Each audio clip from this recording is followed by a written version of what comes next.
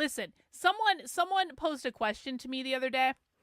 Someone posed a question. I was in one of the CQ Twitter spaces, and I was on the stage, and I left because I didn't feel like talking anymore. And obviously, as soon as I left, someone actually posed a question to me, and I didn't get a chance to answer it because they'd already moved on to other topics by the time I got backed up on the stage. But someone posed a question. They said, "Karlyn, where are you in terms of National Socialism?" Now, I want to be very clear. I do not consider myself to be a National Socialist in any way. In any way, I am not a Nazi. I'm not a National Socialist. I disavow all political parties. I am independent. I am not a part of any political tribe. I don't want to be part of any political tribe. But I want to explain something to people. I was a Democrat for 20. One of the criticisms I often get is, Karlyn, you change your mind on your political tribes all the time. I can understand how it might seem like that from the outside perspective. But let me just take you through my journey, and I'm going to tell you guys where I'm currently at. I was a Democrat for 20 years. I was your average kind of normie liberal. I grew up in Vermont. I had the influences I had. I was a Democrat for 20 years up until 2019. In 2019, social justice took over my knitting community, and everyone started going crazy, and I was like, what the fuck is this shit? And I woke up, and I started realizing that everyone had lied to me about what the left was. And at that point, I left the left, I left the Democratic Party, I got thrown into the conservative ecosystem. Now, I was always very clear. I was very clear the entire time. You can go back and look at videos of me in 2020. I said over and over and over and over and over again, I'm not conservative. I have never considered myself a conservative. I was saying this in rally speeches when I was trying to get people to vote for Trump and leave the left. I was saying, I am not a conservative, but... So I did this all throughout the 2020 election, right? Where I was traveling all over the country with the walkaway campaign, doing all these rallies, giving all these speeches, doing all this stuff. I was at January 6th. I did not go in the building, obviously. I was interviewed by the FBI. Contrary to what James Lindsay says, James says she was never interviewed by the FBI, so she must be a fan. I absolutely was interviewed by the FBI. I had to spend thousands of dollars on a fucking lawyer. After January 6th and after Joe Biden got inaugurated, I left the conservative activist sphere and I became a libertarian. And the reason I became a libertarian and started getting involved in Libertarian Party politics is that I always considered myself to be more of a libertarian. And as I live in New Hampshire, I live around a lot of libertarians. And so I started connecting with a lot of libertarians around here who taught me about libertarian philosophy and all that stuff. And I was like, oh, this sounds like me. So I got involved in Libertarian Party politics. I was involved in that for a couple of years, going to all these libertarian events, all that sort of stuff. Libertarian Party politics sucks. It sucks. There's so much infighting and bullshit and nonsense. And 2 years of being involved in Libertarian Party politics showed me enough to know that the Libertarian Party is never, never, never, never, never going to be effective. I say that with all due respect of the many libertarian friends that I have. I personally love libertarian philosophy, but libertarian organizing is a fucking joke. Libertarians will never be able to organize. They will never be able to work effectively. And so at some point, no. Angela is one of the chief problems. Let me tell you what. I'm not going to complain about her, but Angela McArdle can go fuck herself right off. At some point, I had to face a reality, which I think happens when you're an adult, which is to say, just because I like something doesn't mean, okay, bro, you're not smart enough to be in my chat. Go away. No. Anyone who thinks that Angela McArdle is the greatest thing since sliced bread can go the fuck away. You failed the IQ test. Go away.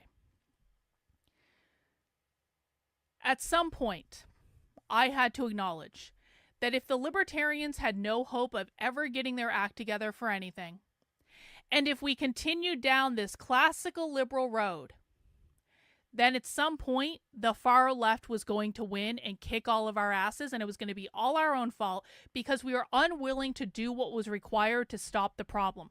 My number one priority is and always has been stopping the left from winning and overthrowing the country. And I really do believe they're going to do that. I spent all my time studying the far left. I study their activists. I study their organizers. I know what they're doing. I know how much further along they are than most people think. I 100% believe that we have 10 to 15 years before the far left tries to overthrow the government. And I think once they try, they're going to win. I don't know exactly when it's going to be, but they're absolutely going to try at some point. The Civil War is not Democrat versus Republican. The Civil War is radical revolutionary socialists versus the federal government. So I think that at some point,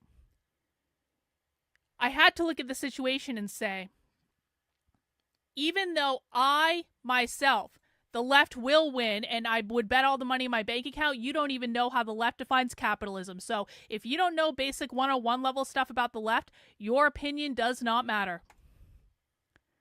At some point, I had to say, classical liberalism has gotten us in this position. Libertarianism is not going to solve the problem. Conservatism is not going to solve the fucking problem. The Democrats sure as shit aren't going to solve the fucking problem.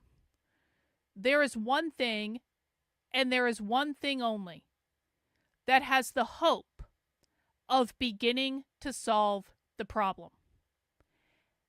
And that, ladies and gentlemen, is basically fascism. And so I firmly believe that one of the most insidious ideologies on the left, which is queer Marxism has infested our entire schools. Queer Marxism has convinced half the population in public schools right now that they don't have a gender. 40 to 50% of kids in public schools right now believe that gender is a fluid concept. They believe gender is not real. That is all because of queer Marxism. And I firmly believe if we allow this queer shit to go on completely unchecked, they are going to destroy gender. They're going to destroy the meaning of gender. They're also going to abolish the nuclear family. They are going to get rid of all of the norms that uphold productive, stable society, because that is what the left is trying to do. And so for my money, if we can start banning queer shit and burning the books, I'm not joking about this. I want to have book burnings. I want book burnings to come back. I think we should be pulling all this queer shit out of the libraries, starting a fucking fire in the parking lot, having giant ass bonfires of any queer and gender ideology at all. I think we need to ban the publication of it at all, at least a moratorium for like 10 years until kids stop believing that gender is not fucking real. And I think we need to imprison anyone that writes it, and I think we need to imprison anyone that teaches it, especially in schools, to kids. Now, that's not a very classical liberal philosophy. But again, this is not about my personal feelings. This is not about what type of libertarian world do I, Karlyn Borysenko, want. This is about what do I think is required to actually fix the problem that we are in. And sometimes, when you're an adult, you have to say, you know what? It's time to put my fucking feelings aside and do what I think is best to achieve the actual goal. We are not going to beat the far left until we start banning and imprisoning people who push this fucking ideology. It should just be banned. They shouldn't be able to teach kids that gender is not fucking real. They shouldn't be able to teach kids that they live in a fundamentally oppressive society, because they do not. We need to ban it. We need to burn the fucking books. We need to prevent the publication of it. And so if fascism is the only ideology that will allow me to do that, then yeah, I will dabble in fascist. Yeah, 100%. Because I'm an adult, and I know that sometimes we don't get everything we want. So do I consider myself to be a National Socialist? No, not in any way. I'm not a part of any political tribe. I am completely independent. But facts are facts. And I don't see any way out of this problem until people start taking it a little bit more seriously. So that is the answer to the question that the person had for me. And I hope that clears up my political journey.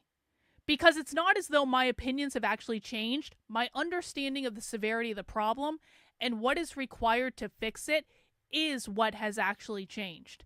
And there are people who are willing to do what's required, and there are people who are not willing to do what's required. And the people who are not willing to do what's required are crying all over the internet about how Israel is oppressed and we all need to support them and send them all our money. I don't give a fuck about Israel.